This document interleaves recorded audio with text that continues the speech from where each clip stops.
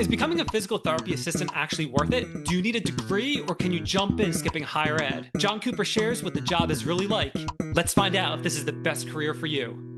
Today on Time We Discuss, I want to welcome John Cooper, and it's time we discuss what it's like working as a physical therapy assistant. John, thank you for joining me today. Thank you for having me, Dan. This is awesome. I know zero about physical therapy assistants. I actually didn't even know they existed until maybe about a month or two ago. I stumbled across you on another YouTube channel. So, first off, let's start at the very basics. What is the difference between a physical therapist and a physical therapy assistant? A physical therapist is the first person that you usually see for a visit.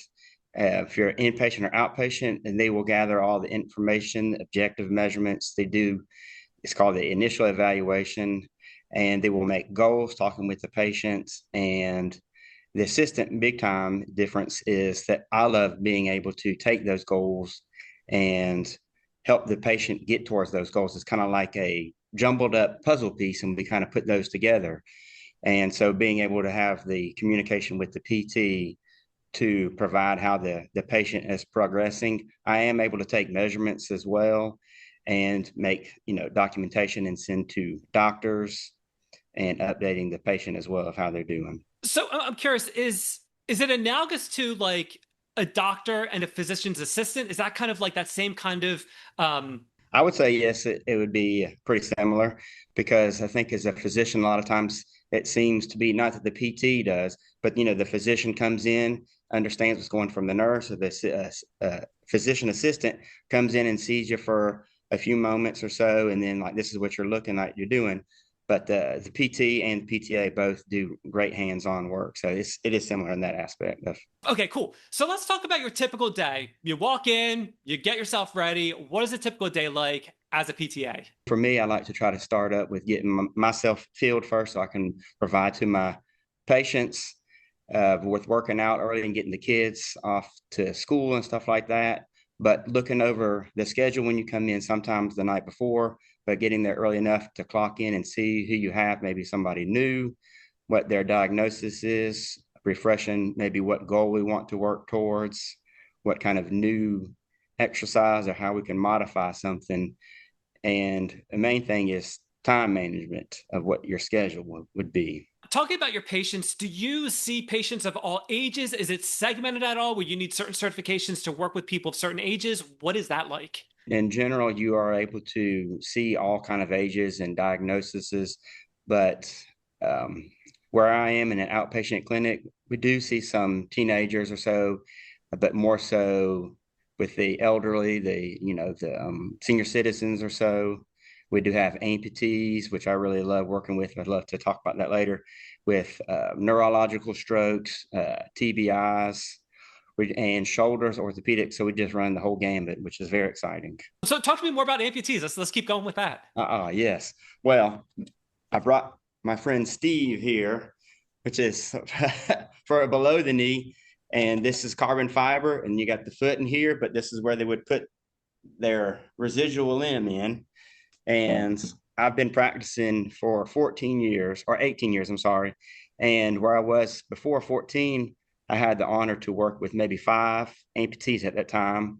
And just kind of, I hate to say, just treating them kind of in general, because I didn't know so much about from PTA school. But now where I am is maybe 3 to 4 a day. So I really plugged into the nuances of working with somebody, such as having this socket part of having them to make sure it fits properly, how they can walk, learning how to use their prosthesis.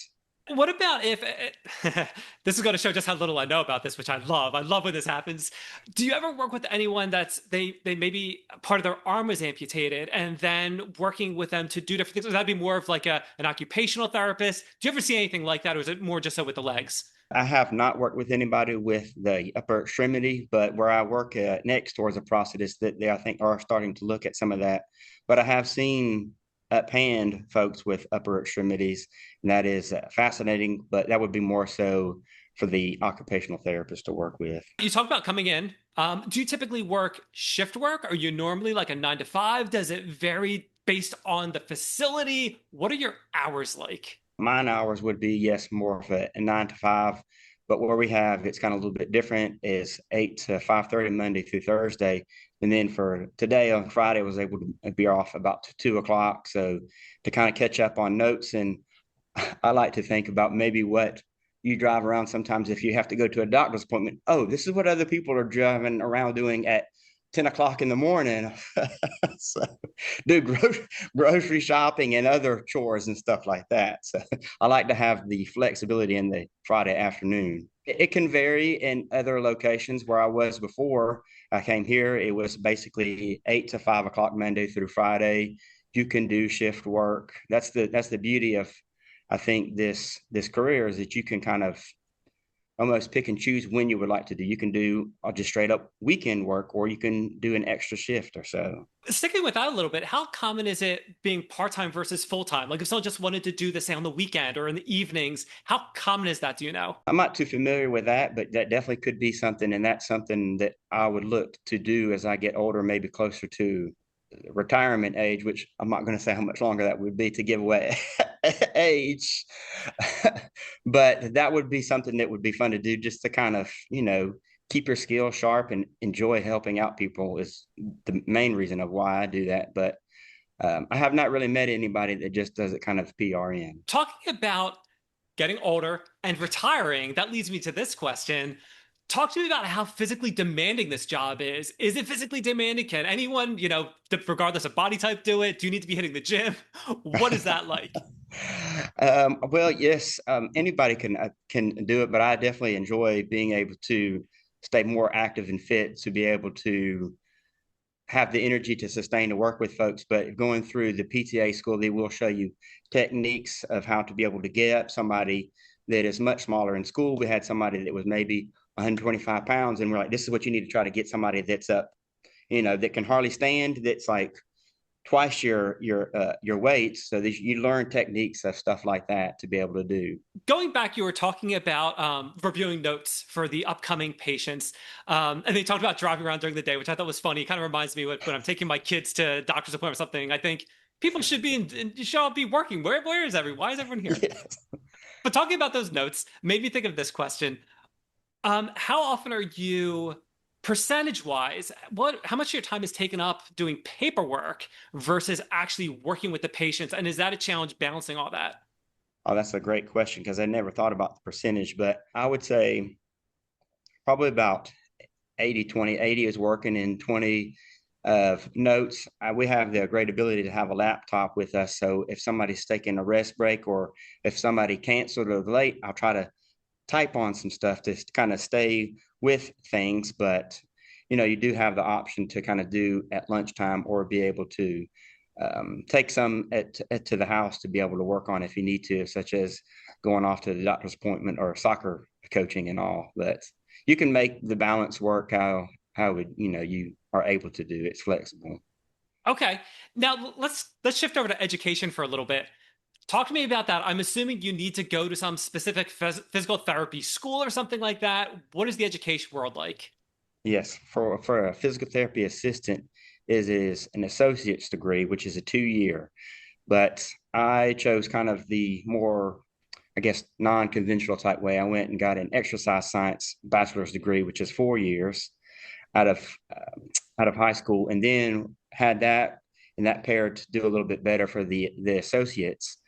But I would add a caveat that I kind of maybe thought that I wish I had done in PTA school. We had, I think, 8 patients, or 8 PTAs that had come right out of high school.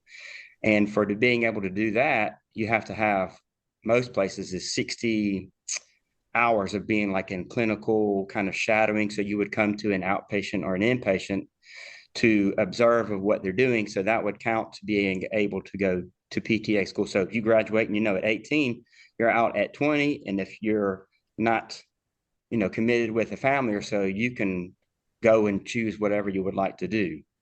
Okay.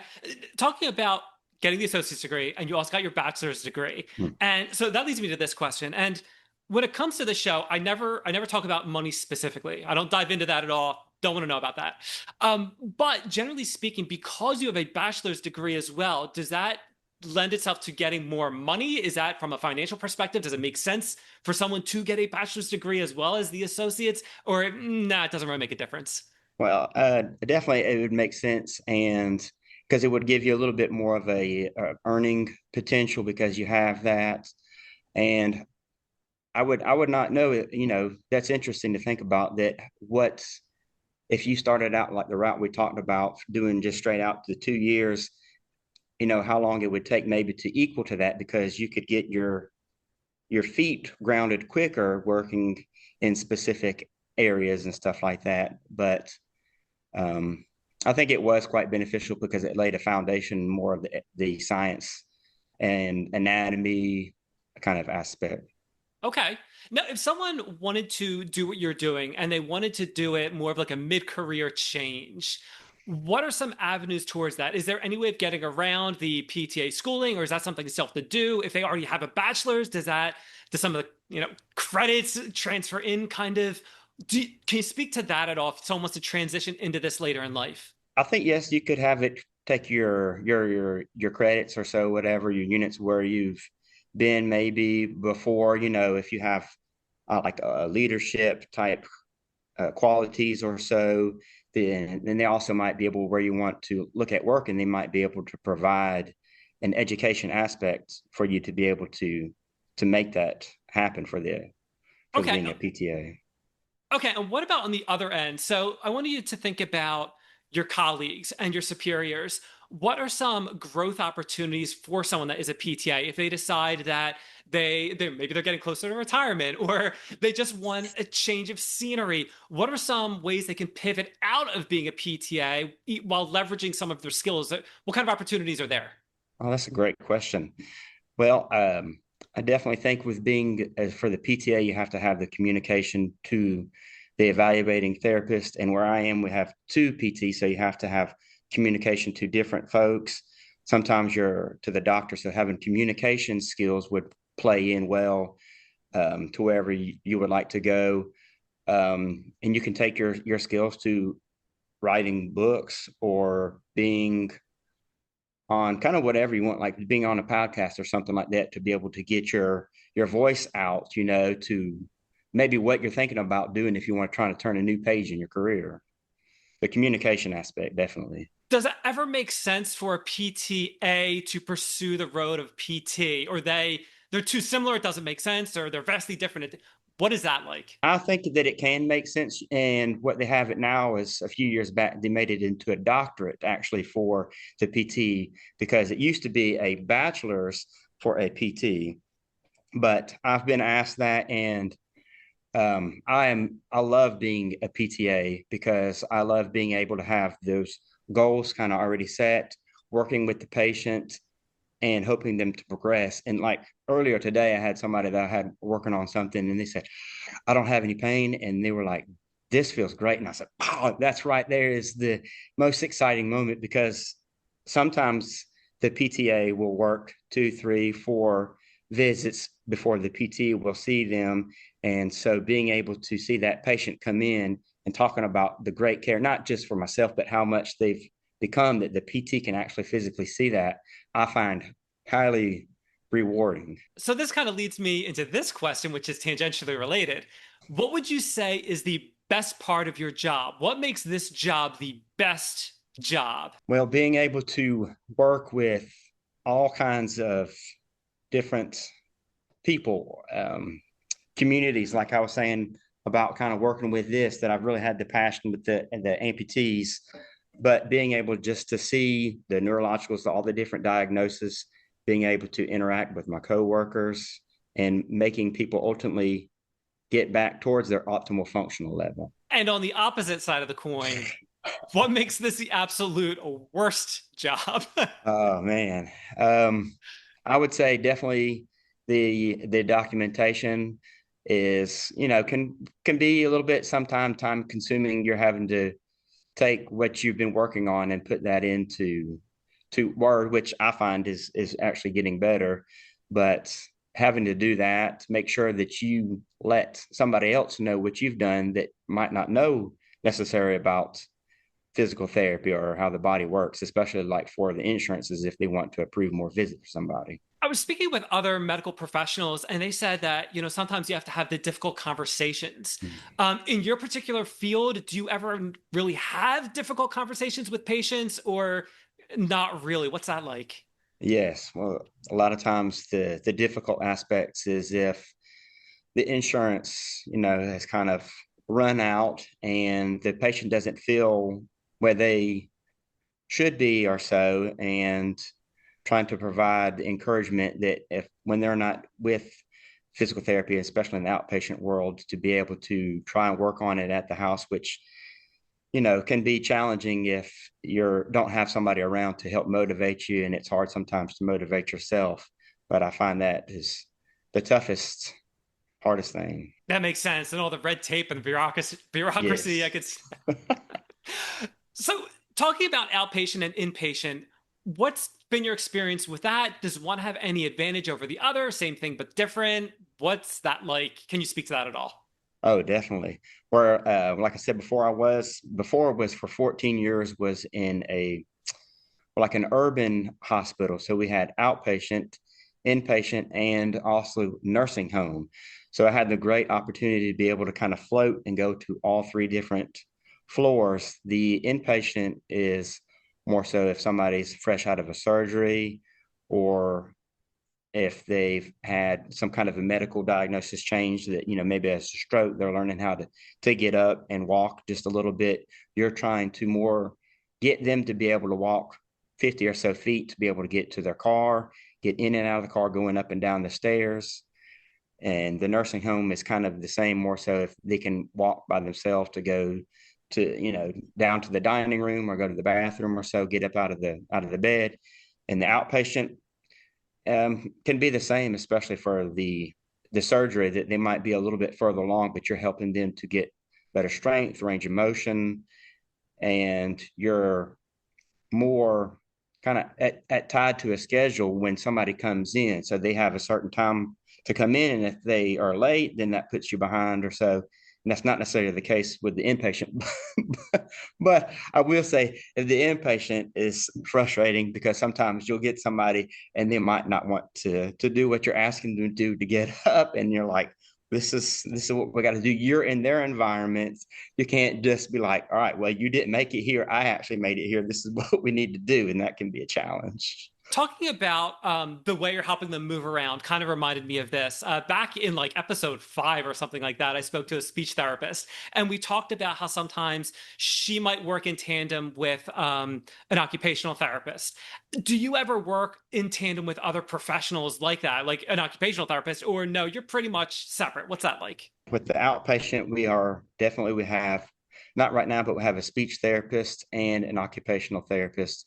So, especially for someone more with the neurological aspects, we do definitely have that teamwork. And we're fortunate to be all in kind of the same area. So, where we are, we have a physical therapist, and then the occupational therapist is kind of right next door, and the speech therapist can be. So, it's nice to be able to have them where they can stay the whole time in the same area, and it makes it a lot easier for the communication aspects. Now, John, one of the things I like to do is identify barriers for people. So, my thought process is the sooner we can identify a major barrier, the better it is for the person that's looking to do this job. So, for instance, I was speaking to Just Be the Clown at the time of recording this. His episode went live, a week or two ago, I guess.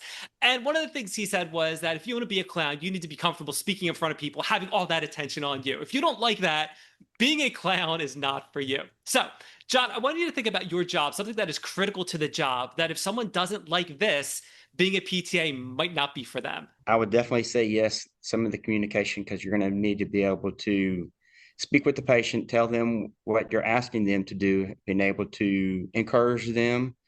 And something that I'm working on is being actually to talk with the family members, the caregivers that sometimes join them for their outpatients, and being able to communicate with, like we said, the speech and OT and your other PT. So you need to really have, if you're not good at communicating, you need to have that strong foundation. Yes, that's what I would say, the communication. So many people have said how important it is to be a good listener and or good Yes, communicator. So no surprises there. definitely the listener aspect. John, let's talk about unexpected perks. This is another question I'd like to ask. So sometimes people go into a job thinking, they're going to be doing X, Y, Z, and then they start doing it and they realize that, oh, they get this added benefit. So are there any unexpected perks that come along with being a PTA? Oh, wow, that's an awesome question. Let me see. Well, I think of being able to kind of like I said, of being able to progress somebody and see how they're doing with something that they might not have been able to have done. But and I think you may allude to it later or so, but being able to continue your education is kind of unexpected. Would depends on where you work. It might allow you certain funding to be able to take courses, continuing educational units that you have to have anyways to maintain your license. Depends on where you are, how often you have to do it.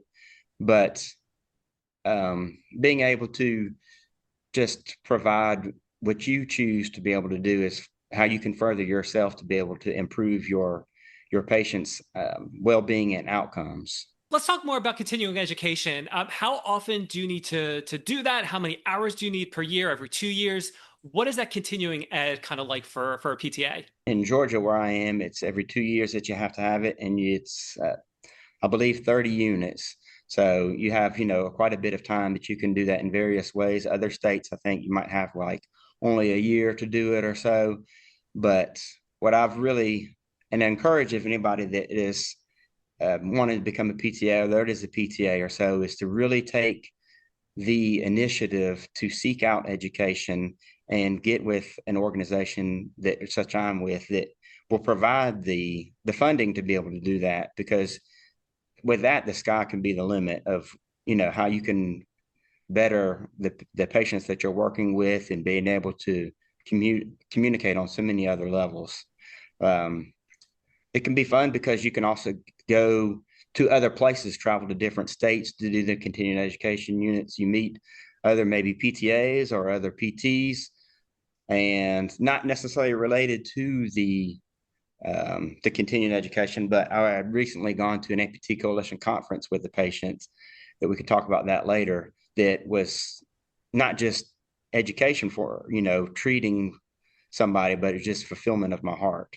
Let me go back to ages for a second. When you are working in your field, okay, what's the demographic like for ages? Is it pretty split? Is it mostly 40 plus? Is it mostly 20 and younger? And my thought process is this: if I don't want to work with kids, for instance, maybe 70% of the population that you're working with is kids, and like that could be a problem. So Hmm. what is that like for you? Well, unfortunately, I'm pretty good with working with all kinds, but it's interesting that you said with the pediatrics, because I love kids, and I actually like shadowed somebody when I was in rotation for a day.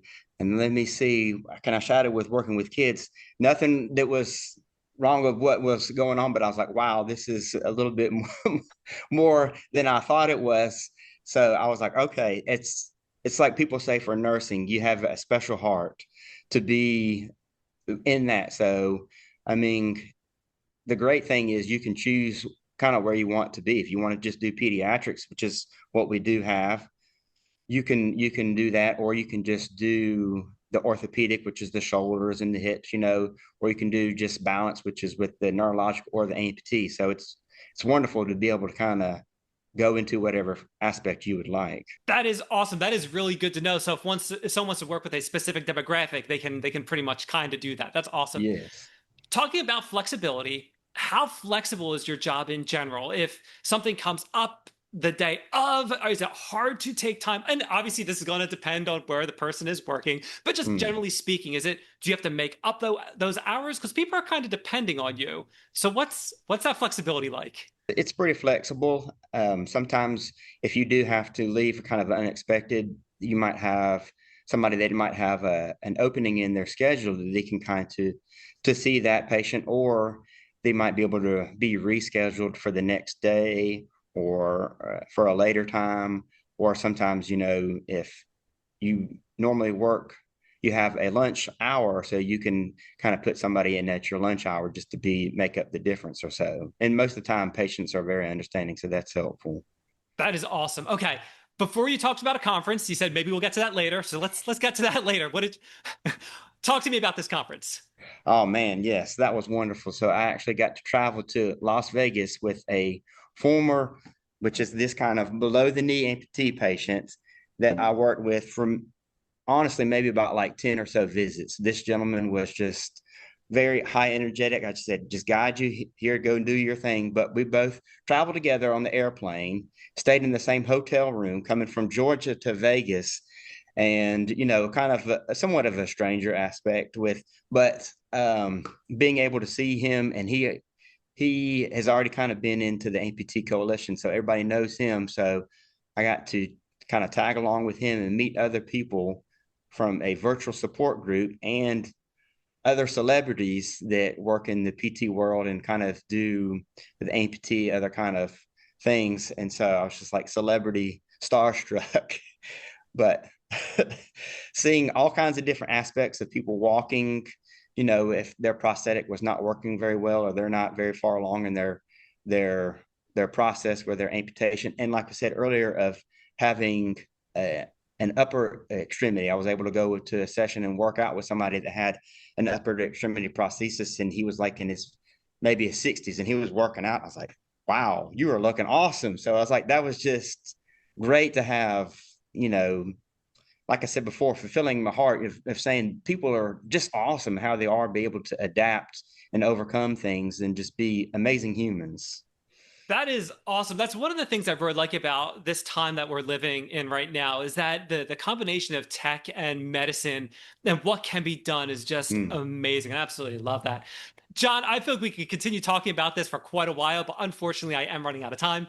One of the things I like to do whenever I'm speaking to someone, I like to give them the opportunity to talk about a project they're working on, a cause they believe in, more about their business. So if there's something specific you'd like to discuss, the floor is yours.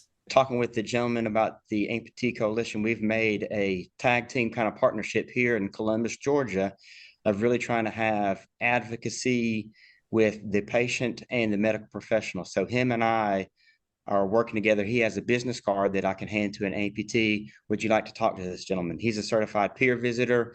He would love to talk to you, meet with you, take you out to lunch, and especially if it's a veteran, because he's a veteran. He understands that same kind of mentality if you've lost your extremity. But we have coming up in the end of April, and we're going to be doing next year, because this is the second year, is a limb loss awareness night for a local minor league team, the Columbus Clingstones, that are affiliated with the Atlanta Braves. So we're having 7 amputees with their family members join right now in a picnic area. So that's wonderful, and continuing to do that. That is really, really cool. I'll make sure I get all of those links from you. I'll put them on the website. They'll be in the description. The show notes. They'll be all over the place. So when people are trying to find that information, they can easily find that for you. Awesome. Thank you.